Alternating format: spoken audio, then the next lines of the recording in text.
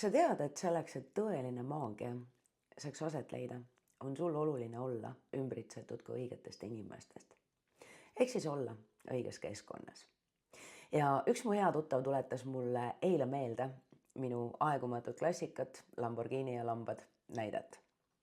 Ehk siis, kui sa võtad ja pargid ära Lamborghini karjamaale lammaste keskele, siis ega need lambad seda Lamborghinit ei hinda. Pigem on tegemist mingisuguse mõttetu kolaga, mille alt on vaja kuidagimoodi kätte saada väärtuslik muru. Lambad hindavad muru. Neil on kama 2 sellest metallromust. Nüüd, kui sa võtad selle sama Lamborghini ja pargita näiteks Dubaisse, siis seal on tegemist küllaltki tavalise sõiduautoga. No isegi politseinikel on selline, ei midagi erilist.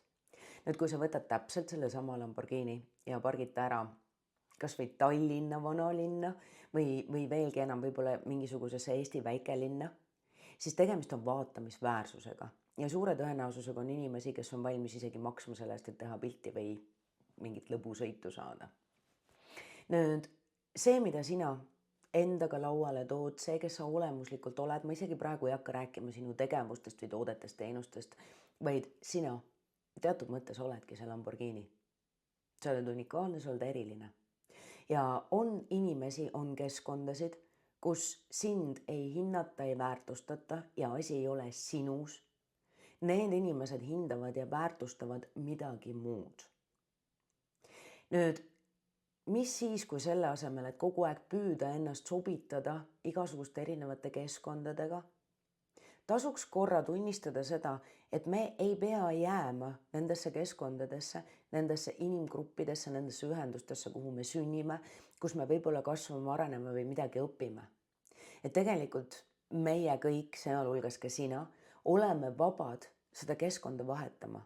Ka sina saad teatud mõttes panna nagu mootori käima ja ära sõita sellelt karjamaalt. Ka sina saad proovida ja katsetada ja tõeline maagia leiab aset siis, kui sa leiad selle keskkonna, kus teised inimesed hindavad ja väärtustavad just nimelt seda, mida sina oled. Ja kusagil täna on need inimesed olemas. Kas sina oled ümbritsetud nendest inimestest?